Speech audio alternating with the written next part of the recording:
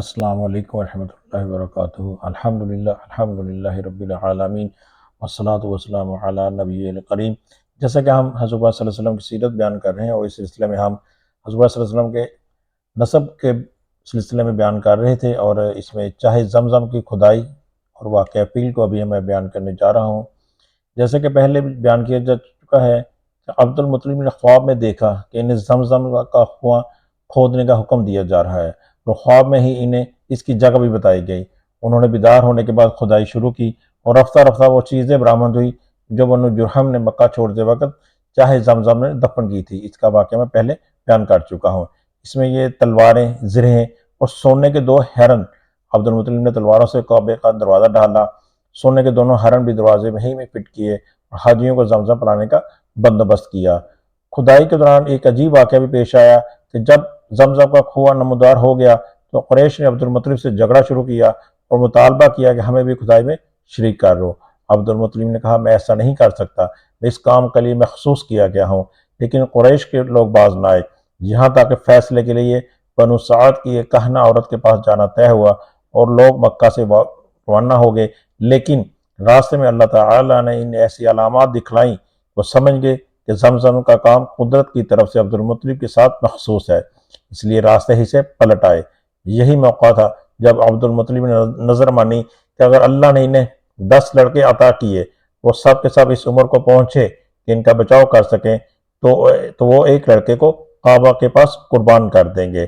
اسی میں دوسرا واقعہ فیل کا بھی ہوا کہ یہ تھا کہ ابرہ صفہ حبشی نے، جو نجاشی بادشاہ حبش کی طرف سے یمن کا گورنر جنرل تھا، اس کا واقعہ میں پہلے بیان کر چکا ہوں، دیکھا کہ جب اہل عرب خانہ کعبہ کا حج کرتے ہیں تو صنعا میں ایک بہت بڑا کلیسا تعمیر کیا اور چاہا کہ حج کا اس طرف رخ پھیر دیا جائے، مگر جب اس کی خبر بنو کنانا کے ایک آدمی کو ہوئی تو اس نے رات کے وقت کلیسا کے اندر گھس کر اس کے قبلے پر پخانہ کر دیا۔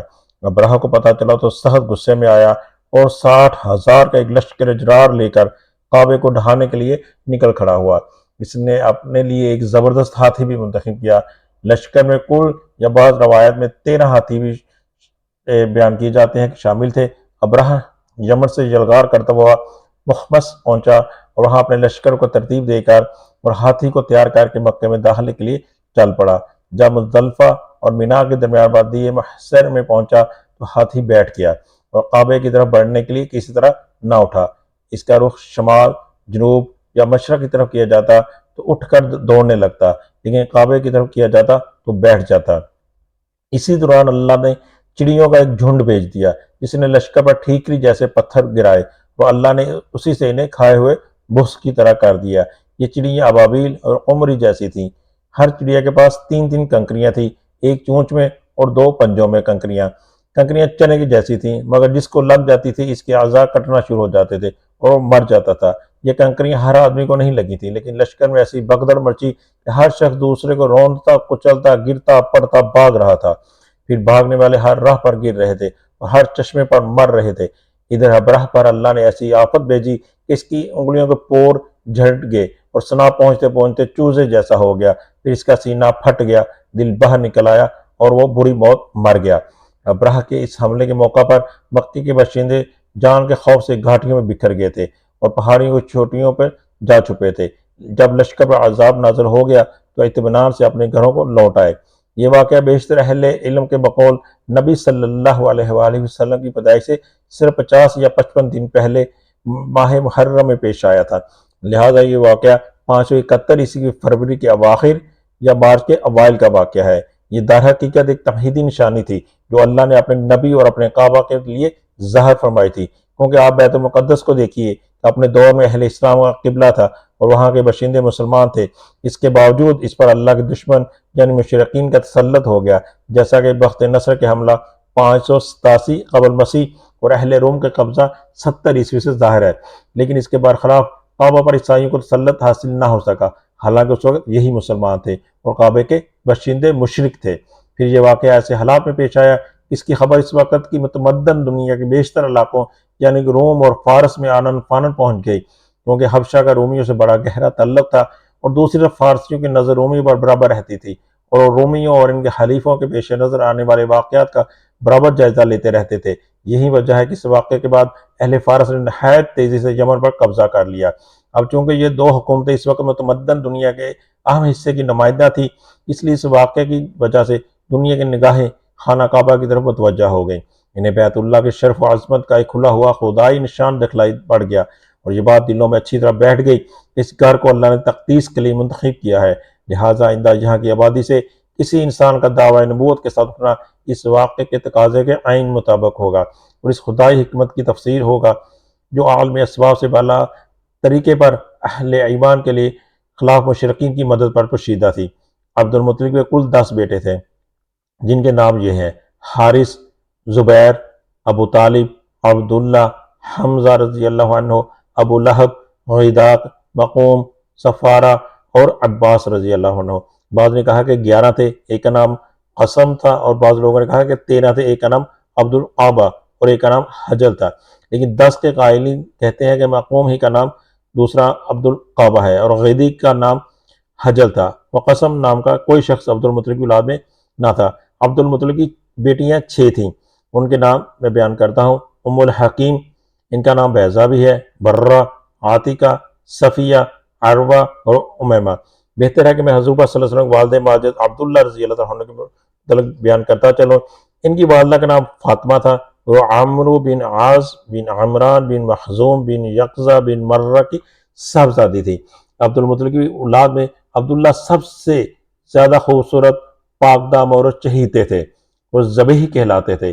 ذبیح کہلانے کی وجہ یہ تھی کہ جب عبد المطلب کے لڑکوں کی تعداد پوری 10 ہو گئی اور وہ بچاؤ کرنے کے لائق ہو گئے، یعنی کہ جوان ہو گئے، تو عبد المطلب نے انہیں اپنی نظر سے آگاہ کیا، سب نے بات مان لی، کسی بیٹے میں نے انکار نہیں کیا۔ اس کے بعد عبد المطلب نے قسمت کے تینوں پر سب کے نام لکھے اور حبل کے قیم کے حوالے کیا۔ قیم نے تینوں کو گردش دے کر قرآن نکالا تو عبداللہ کا نام نکلا۔ عبد المطلب نے عبداللہ کا ہاتھ پکڑا، چھری لی اور ذبح کرنے کے لیے خانہ کعبہ کے پاس لے گئے، لیکن قریش اور خصوصاً عبداللہ کے ننہال والے یعنی بنو مخزوم اور عبداللہ کے بھائی ابو طالب آڑے آئے۔ عبد المطلب نے کہا، تب میں اپنی نظرہ کا کیا کروں؟ انہیں مشورہ دیا وہ کسی خاتون عارفہ کے پاس جا کر حل دریافت کریں۔ عبد المطلب ایک عارفہ کے پاس کے، اس نے کہا کہ عبداللہ اور 10 اونٹوں کے درمیان قرآن دازی کرو، اگر عبداللہ کے نام قرآن نکلے تو مزید 10 اونٹ بڑھا دے، اس طرح اونٹ بڑھاتے جائیں اور قرآن دازی کرتے جائیں یہاں تک کہ اللہ راضی ہو جائے، پھر اونٹوں کے نام قرآن نکل آئے تو انہیں ذبح کر دیں۔ عبد المطلب نے واپس آ کر عبداللہ اور 10 اونٹوں کے درمیان قرآن دازی کی اور قرآن عبداللہ کے نام نکلا۔ اس کے بعد وہ 10 اونٹ بڑھاتے گئے اور قرآن دازی کرتے گئے، مگر ہر دفعہ قرآن عبداللہ کے ہی نام نکلتا رہا۔ جب 100 اونٹ پورے ہو گئے تو قرآن اونٹوں کے نام نکلا۔ اب عبد المطلب نے عبداللہ کے بدلے ذبح کیا اور وہیں چھوڑ دیا۔ کسی انسان یا درندے کے لیے کوئی رکاوٹ نہ تھی، اس وقت یہی رواج تھا۔ اس واقعے سے پہلے قریش اور عرب میں خون بہا دید کی مقدار 10 اونٹ تھی، مگر اس واقعے بعد 100 اونٹ کر دی گئی۔ اسلام نے بھی اس مقدار کو برقرار رکھا۔ نبی صلی اللہ علیہ وآلہ وسلم آپ کا یہ ارشاد مربی ہے کہ میں 2 ذبیحوں کی اولاد ہوں، ایک حضرت اسماعیل علیہ السلام اور دوسرے آپ صلی اللہ علیہ وسلم کے والد عبداللہ۔ عبد المطلب نے اپنے صاحبزادے عبداللہ کی شادی کے لیے حضرت آمنہ کا انتخاب کیا، جو وہب بن عبد مناف بن زہرہ بن کلاب کی صاحبزادی تھی اور نسب اور رتبے کے لحاظ سے قریش کی افضل ترین خاتون شمار ہوتی تھیں۔ ان کے والد نسب اور شرف دونوں حیثیت سے بنو زہرہ کے سردار تھے۔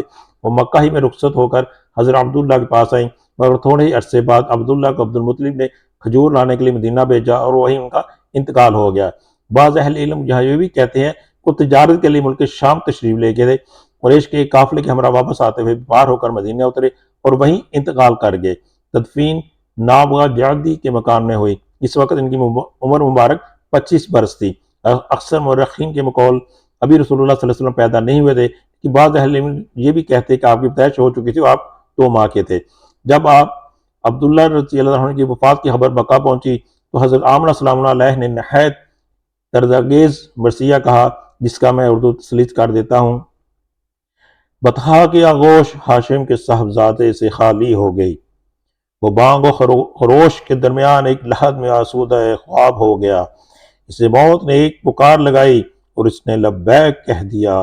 اب موت نے لوگوں میں ابن ہاشم جیسا کوئی انسان نہیں چھوڑا۔ کتنی حسرت ناک تھی وہ شام جب لوگ انہیں تخت پر اٹھائے لے جا رہے تھے۔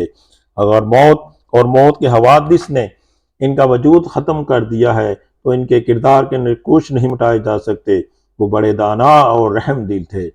عبداللہ رضی اللہ تعالیٰ عنہ نے اپنے ترکہ میں 5 اونٹ، بکریوں کا ایک ریوڑ اور ایک حبشی لونڈی جن کا نام برکت تھا، رکنیت ام ایمن، یہی ام ایمن ہے جنہوں نے رسول اللہ صلی اللہ علیہ وسلم کو اپنی گود میں کھلایا۔